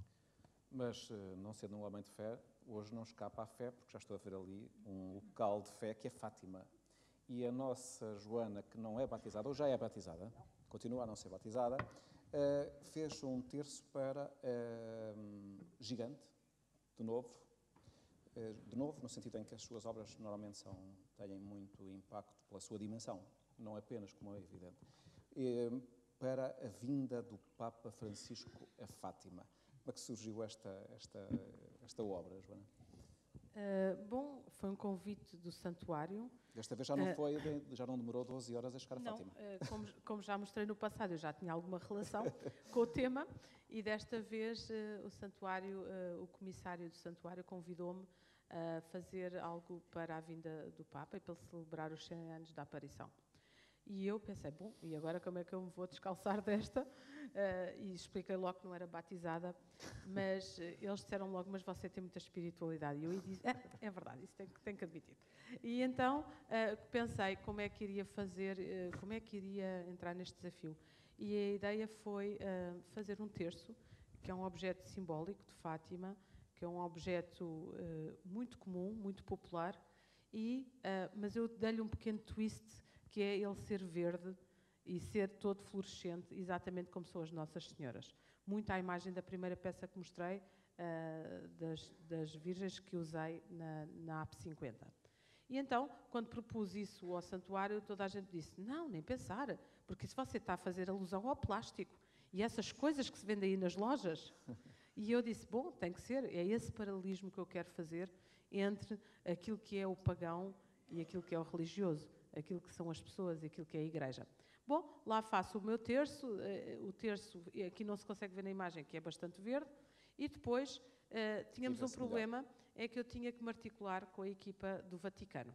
E então a equipa do Vaticano ligou-me a dizer, o Papa Móvel entra, para à frente do terço, e quando virar para baixo para a Alameda, você tem que acender o terço. Isso, ok. Eu estava na zona VIP, está claro. E quando vejo o Papa Móvel a vir, eu precisava de ligar para que o Sr. António ligasse o terço. Mas ele estava na cave e não havia sinal. Então, havia um problema enorme, que era como é que nós íamos ligar o terço a tempo do Papa Móvel parar, quando o Papa... Enfim, a coisa foi muito complicada, porque, efetivamente, alguém teve que ir a correr, eu liguei para alguém que foi a correr para o Sr. António ligar o terço, e nesse compasso de espera, porque não foi automático, o Papa fez o seguinte, saiu do Papa Móvel e desceu a Alameda a pé. Foi das coisas mais incríveis, porque eu não conseguia acender aquilo ao ritmo que me tinha sido pedido, e ele, nesse compasso, resolveu quebrar completamente com o protocolo, saiu do Papa Móvel e começou a andar os seguranças todos histéricos, porque era uma situação de grande perigo, no meio de 2,5 milhões de pessoas. Ele resolveu sair do Papa Móvel e descer a Alameda. Foi das coisas mais emocionantes de que eu fiz parte, porque efetivamente a energia destes 2 milhões de pessoas, o silêncio destes 2 milhões de pessoas ao ver o Papa a caminhar entre elas, foi uma das coisas mais, energeticamente falando, mais fortes das quais eu fiz parte. E foi muito bonito porque ele chegou ao fim e disse, eu venho aqui como peregrino, não como Papa, e quero rezar durante 15 minutos em silêncio. E eu pensei, nem pensar, 2,5 milhões de pessoas em silêncio, não, isto não vai acontecer. Pois é verdade, durante 15 minutos não se ouviu nada em Fátima. E eu aí pensei, realmente, quando a energia flui, quando as pessoas confluem a sua energia para um propósito, o poder é imenso. E este homem é, sem dúvida, um homem que o entende e que usa essa energia para o bem do mundo e das pessoas. E, portanto, foi com grande orgulho que fiz este projeto. Devo explicar que a minha mãe foi a única vez que não veio uma exposição minha, foi a Fátima, porque pensou, nem pensar, santuários, não, desta vez foste longe demais. Mas a verdade é que este projeto foi dos projetos onde eu me apercebi que, efetivamente, a energia do grupo, a energia de uma pessoa, conseguem atingir esforços e atingir propósitos muito especiais e particulares. Não sei se agora há alguém que queira colocar alguma questão, senão nós vamos continuando aqui. Pensei que o tema suscitasse mais, porque eu estou cheio de questões sobre este tema. Mas nós estamos a ver... Então, porque é que o Vítor não começa a colocá-las? Diga? Porque é que não começa a colocar-nos as suas questões? Não, eu estava a imaginar esta energia que a Joana estava a falar, e eu compreendo isso, porque eu recordo-me quantos jornalistas tive, por exemplo, quando foi a eleição do Obama, que também estavam milhares de pessoas, e o fenómeno era um bocado semelhante, porque era uma energia tão forte que quem estava lá presente tinha uma sensação extraordinária. Sentia-se que ali era algo diferente daquilo que é o habitual. E porque era o primeiro presidente negro a ser eleito e, portanto, havia um entusiasmo que passava por todos aqueles que estavam ali. E não houve nenhum 15 minutos de pausa, porque ninguém pediu, porque se alguém tivesse pedido, porque queria parar naquele instante e refletir, provavelmente isso iria acontecer. Portanto, estes fenómenos de multidão, quando há... Isto, de facto, compreendo que, estando todos a pensar da mesma maneira, ou a ter o mesmo sentimento, isso produz alguma coisa, não é? que se expressa e que se sente. E depois há canalizadores de energia, não é? Depois há o quê? Canalizadores de energia. Eu acho que todos nós percebemos que o Obama é um senhor bom. Eu não o conheço pessoalmente, mas percebo isso. E acho que as pessoas todas percebem isso. Eu não sou religioso, isso há pouco, mas percebo que o Papa Francisco é um ser espetacular, bom, com uma missão muito ingrata. Esfiar uma religião, uma doutrina religiosa que, a meu ver, descambou, se afastou muito daquilo que era a mensagem do mestre, do seu inspirador, e ele tem agora propósitos de reforma muito difíceis de serem conseguidos. Mas, de facto, ele é um grande canalizador de energia. é um ser bom, percebemos-lo, não precisamos de o conhecer pessoalmente, percebe-se isso, está a ver? É disso que nós Quando falamos. fala em canalizadores, são personalidades que têm um magnetismo muito grande, o Sim, chamado carisma na política, é um pouco isso. Portanto, é um pouco... Não? Não? Eu sou muito terreno, eu sou muito terreno. Veja, vamos admitir que tudo é energia, que nós somos partículas de energia e que somos capazes de sintonizar com a energia universal. Ora com energia de caráter positivo, ora com energia de caráter negativo, de acordo com os nossos pensamentos. E depois há pessoas que mantêm o seu pensamento mais habitualmente de uma forma positiva. E há outros que mantêm de uma forma negativa. E há outros que vivem em altos e baixos, que é o mais vulgar, ao cabo e o resto. Mas há seres que, de facto, por eventual experiência do passado, pela sua evolução espiritual, conseguem realmente viver muito focados em proporcionar o bem aos outros, em fazerem o bem para si e para os outros, em terem uma postura essencialmente útil, essencialmente construtiva, essencialmente positiva, em todos os minutos da sua vida, 24 horas por dia. E esses seres ganham a possibilidade de se religar a energia de características superiores. Não está a falar de anjos. Não estou a falar. Eu disse-lhe que não sou religioso, mas eu acho que o povo dá o nome de anjos aos seres bons, aos seres espiritualmente bons, ou santos espíritos, partículas de energia evoluídas que estão disponíveis para poderem apoiar quem está na Terra a fazer coisas bonitas quando é o caso. E, portanto, na minha opinião, o Papa Francisco é um ser evoluído, que mantém um pensamento construtivo, positivo, em permanência, e que por força disso se religa às energias de características verdadeiramente superiores e por força disso ganha a capacidade de fazer coisas bonitas e de conquistar os outros para fazerem coisas bonitas. Eu estava a ouvir a pensar que ambos, eu não sei se a Joana disse isso, mas o Luís já disse várias vezes que é um homem que não tem fé. Ou Sim, já disse isso, não é? Não sou religioso. Eu fui batizado, curiosamente. Fui batizado. Mas eu estava a ouvir. Tive uma educação católica, mas os meus filhos, e está ali um na assistência, não são, os meus netos não são. Portanto... Mas eu estava a ouvi-lo, e eu vou ser um bocadinho provocador. Estava a pensar que é preciso ter fé para acreditar naquilo que está a dizer.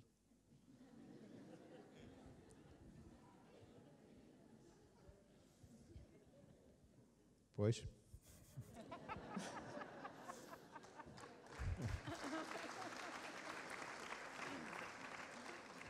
Se calhar estamos a descobrir aqui uma fé que está a chegar aqui a este palco. Ela é canalizada. Vamos ver. Uma coisa é admitir-se a via da espiritualidade, com maior ou menor convicção. A outra é admitirmos o milagre, deixe-me dizer, a fantasia do milagre, na minha perspectiva. A fantasia de algumas coisas, enfim, recorrendo a práticas menos ortodoxas, menos racionais. Eu admito o mundo da espiritualidade, mas não admito, portanto, eu nunca fui a Fátima. Ou melhor, já fui até Alice, mas não fui ao... nunca senti necessidade disso, mas respeito. Eu não sou religioso, mas também não sou anti-religião, porque muitas vezes as pessoas não são religiosas e estão... Eu não, respeito. Acho que historicamente as religiões têm a sua importância e ainda hoje têm importância, sem dúvida nenhuma, eu respeito isso. Eu não sinto necessidade. Agora, eu quando vejo uma mãe ir a Fátima para que o menino fique a pé, ou não sei o quê, para que o menino fique bem no exame, eu pergunto a mim próprio, não seria melhor essa mãe canalizar a sua energia, a sua força, para educar o filho, para lhe fazer as vantagens que há em ele estudar, em ele se aplicar para ser um grande homem na vida? Portanto, a minha convicção é que assim as coisas funcionam. Quando nós nos dedicamos a elas, quando nós canalizamos a nossa energia de uma forma positiva, construtiva, fazemos as coisas bem. A posição de fé, do ajoelhar, virado para não sei onde, ou do Porto, é uma coisa que a mim me diz pouco. Eu acho que quando nós queremos canalizar energia, quando nós queremos religar-nos ao alto, nós não precisamos desta ou daquela posição, não precisamos estar num templo, ou estar em qualquer lado. Em qualquer lado nós nos podemos religar à energia de características superiores, com todo o respeito. Agora, eu acho que não é necessário a pessoa estar virada para a Meca, não é necessário a pessoa estar de joelhos, não é necessário ter um terço, não é necessário aquilo que eu, peço desculpa, chamo dessas fantasias. Acho que a espiritualidade está muito para além disso. É nua e crua. É a verdade, é a transparência. Há pouco tínhamos ali uma outra imagem, Joana, que se calhar poderíamos mostrar. E nós, julgo que terminamos por volta das 11h30, não é? É o que é habitual. Portanto, temos mais 5 minutos. E vamos para Serralves? Não? Sim. Sim ou não? Pode ser. Joana ia mostrar Eu acho esta que imagem. justamente a máscara, que é uma peça que eu fiz recentemente, fala exatamente da desmultiplicação de personagens, da desmultiplicação de caminhos, da desmultiplicação de identidades que nós todos construímos ao longo das nossas vidas. E há um momento, que foi aquilo que eu tentei fazer aqui e no Guggenheim de Bilbao, em que se deve tirar a máscara e em que, como o Luís está aqui a dizer, entrar em contacto com quem nós somos na verdade, com a nossa essência e com aquilo que nós podemos ser enquanto seres humanos. E, portanto, nós construímos várias personalidades, várias máscaras, várias tendências, várias formas de estar, de pensar. Vamos mudando ao longo da vida, vamos nos transformando, mas há um momento em que temos que tirar a máscara e olhar para quem nós somos. Foi isso que eu fiz aqui com a exposição, e esta exposição está em Rotterdam neste momento, e, portanto, mais uma vez mostrei ao público quem eu era, quais eram as minhas diferentes formas de estar, as minhas diferentes obras, e, de alguma maneira, esta peça sintetiza essa necessidade de entrarmos em contacto connosco próprios. Joana, há pouco... diga. O caminho do autoconhecimento, o caminho do relaxamento, o caminho da pessoa procurar realmente ponderar quem é que eu sou, de onde é que eu venho, para onde é que eu vou, para onde é que importa ir, para onde é que é mais útil que eu vá. As questões de sempre, não é? Mas, digamos, tirando a máscara, procurando ir ao encontro do seu próprio eu. Não, digamos, mais do que as fantasias, cerimónias públicas, procurarmos, de facto, em contacto com a natureza, num cantinho, partirmos ao encontro do nosso próprio eu. Procurarmos encontrarmos a nós próprios, conhecermos melhor, conhecermos a tal partícula de energia que nós somos, para a partir daí podermos tirar ilações como podemos ser úteis a nós e aos outros, de uma forma absolutamente responsável e com muito prazer. A Joana, há pouco contou a história daquela senhora brasileira que viu os tachos e isso foi uma inspiração para ir fazer cozinha, para comida, não é? Se iniciar nesse processo. E agora estava a explicar a sua visão ou a sua interpretação desta obra.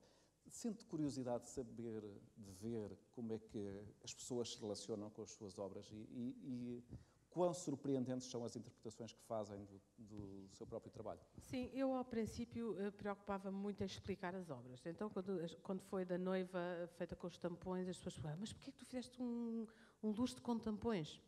E eu pensava, bom... Como é que eu vou agora resolver isto? Agora, como é que eu vou resolver isto? Visto que eu tinha canalizado o luxo com os tampões e que não conseguia bem explicar porque é que estava a fazer um luxo com os tampões. Quando cheguei à Bienal de Veneza, toda a gente me conhecia, dizendo, então você, quem é que é? Eu sou portuguesa.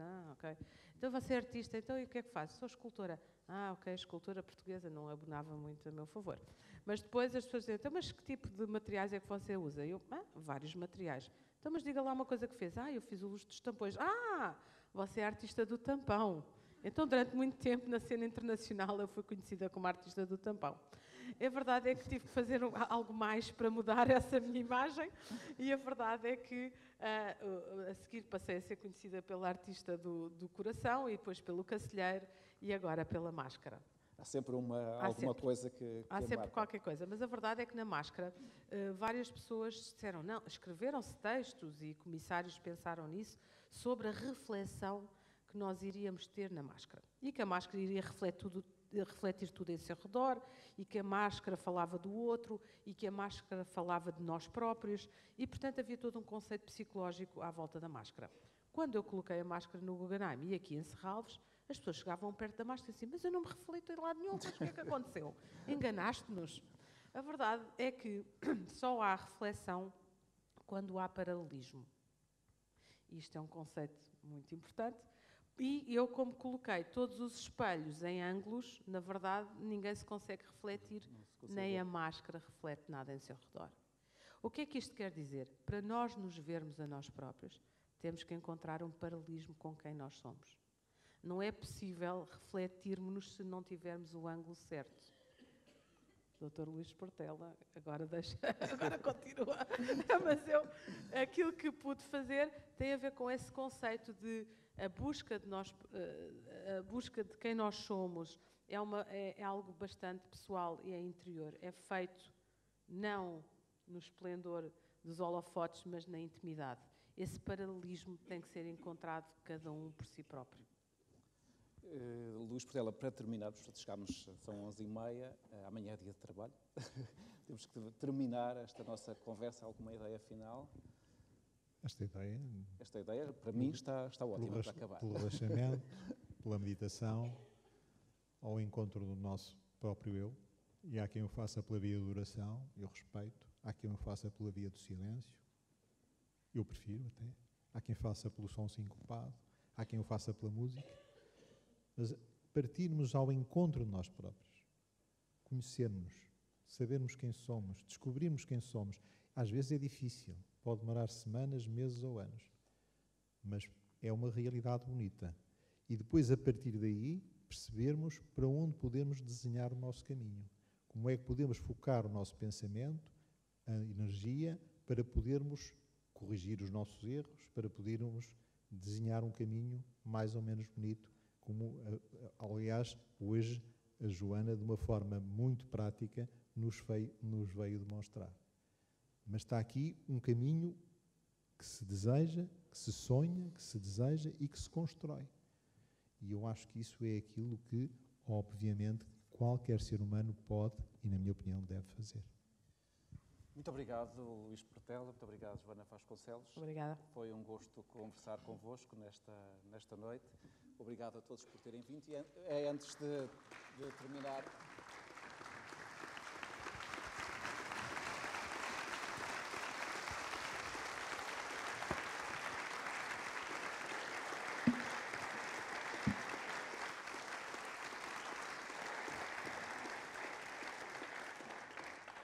E antes de terminar, agradecer de novo à Fundação de Serralves por este convite. Estou sempre disponível para vir. Porque é sempre um prazer, pela qualidade dos oradores com quem é possível estar durante esta hora e meia e pela companhia de todas estas pessoas que fizeram questão de estar aqui. E de lembrar só que a próxima conferência, como estão a poder ver, julgo eu, será a Espiritualidade Laica, de Ulisses Chá, o Casamento de Amor, com o orador Luca Ferri. A todos de novo, muito obrigado e até à próxima.